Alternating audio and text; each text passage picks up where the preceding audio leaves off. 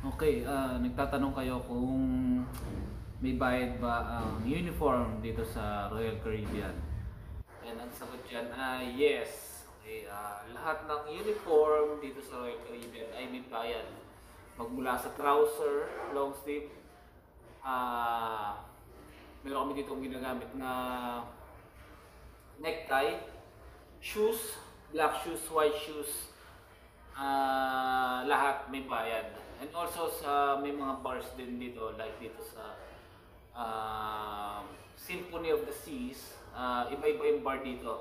So meron dito mga bar na iba yung uniform.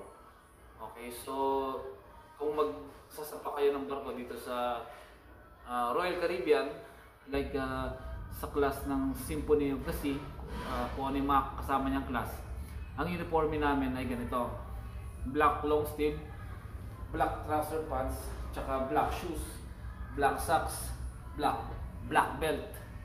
Okay? Pero ako, bumili na ako sa Pilipinas ng black long sleeve. So, nakatipid ako. So, bumili ako sa Shopee. Bumili ako ng 6. Kasi ito yung ginagamit namin talaga sa gabi, sa lounge. Ngayon itong best, ito free to. Free to sa binibigay nila. Kaya kung kayo mag-i-import kayo dito sa Royal Caribbean, sa Symphony of the Sea, o sa class ng mga Symphony of the Sea, sa katulad na class ng Symphony of the Sea, magkaroon na kayo ng long sleeve. Bumili na kayo ng trouser, black pants, black pants sa atin sa Pinas kasi mas mura doon. And magkaroon na rin kayo ng rubber shoes na black. Okay? Pero, ayan, dito, inaalaw nila na magdala ka ng gamitin mo yung rubber shoes mo na black. As long as na wala siyang ibang kulay. Plain black lang siya kahit may logo siya ng Nike. Sa akin meron logo. Ayan. May logo siya ng Nike. Pero black pa rin siya. Kaya okay lang. And pinapayagan nilang itong gamitin. Pero pag may audit, you have to use the company shoes, which is bibilin mo rin dito sa pwede mong bilhin dito sa on board, or magdaon ka ng black shoes na leather shoes. Yan. Kung gusto mong kung may gusto kang sapatos na komportable sa iyo ng leather shoes, magdala ka na lang din. And ano pa ba? Full uniform, yun. Lahat yun binili namin, magmula sa yung blue namin na ginagamit. Kapakita ko sa inyo yung uniform namin sa pool. Blue shorts. Binili ko. Ngayon, one shoe.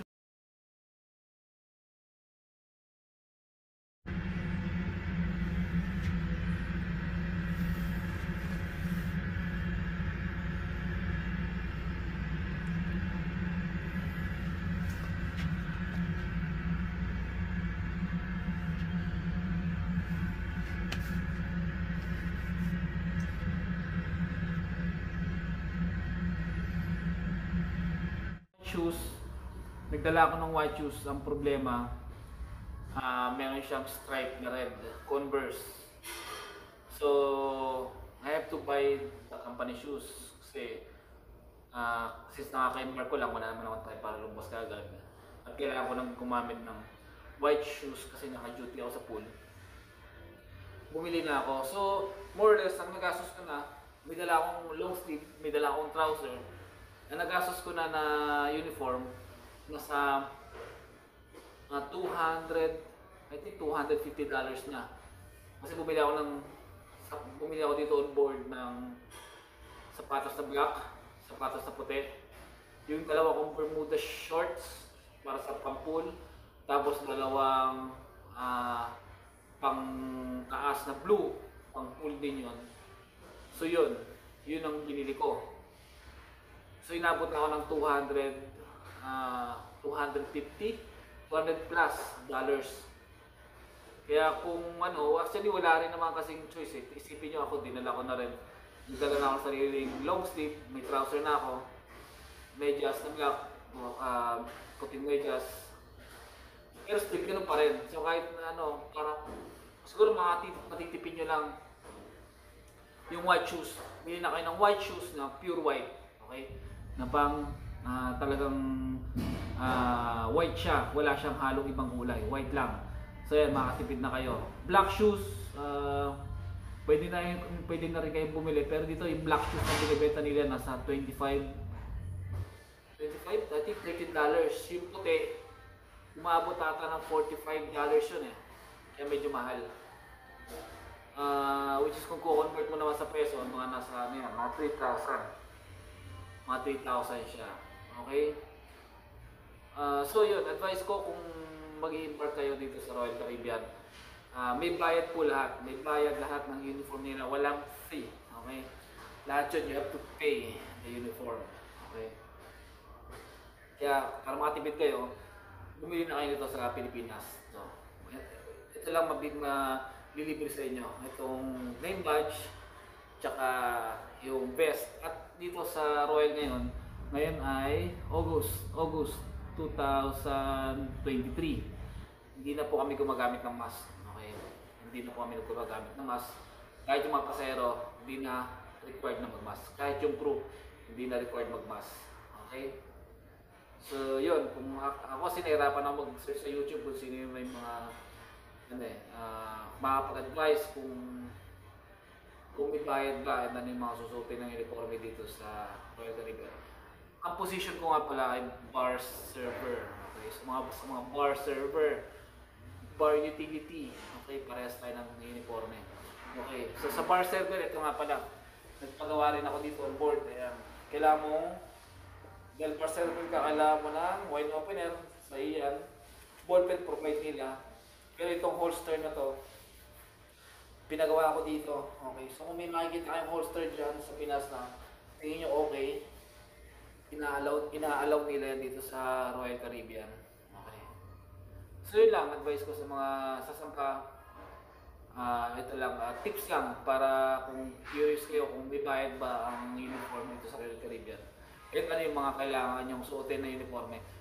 Ipapakita ko pala sa inyo yung uniform ko sa pool. Okay? Kung ano yung suot ko sa pool. Okay? Okay? May kurbata nga pala kami, which is binili ko din yun dito ko rin binili on board. Okay? Pero ito yung uniform namin sa gabi, pag casual. Okay? Casual. So sa lounge ako naka-duty.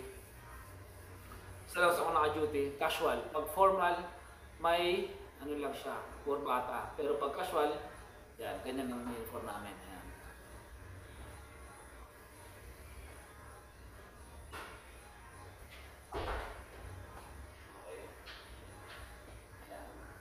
Okay? So, thank you for watching and see you guys. So, ito ang quick tour sa aking lounge. Okay.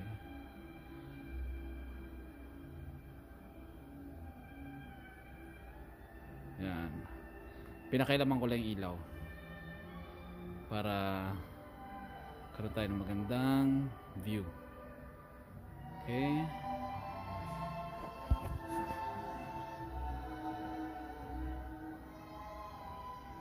Okay. So yan. Sa labas niyan ay ang lobby. Meron pang couple of bars outside. Like a disco bar. Nothing in the dance theater. So, ito yung lounge na pinatrabuhan ko. Yan. Okay.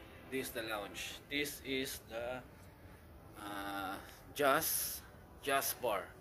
Jazz on 4. Okay. So, ano ba? They played only jazz music here. This is one of the lounges here in Symphony of the Sea, deck 4. Okay. See there? The band playing here, my back. But now they're done. It's around 12. It's 12 midnight here. So yeah.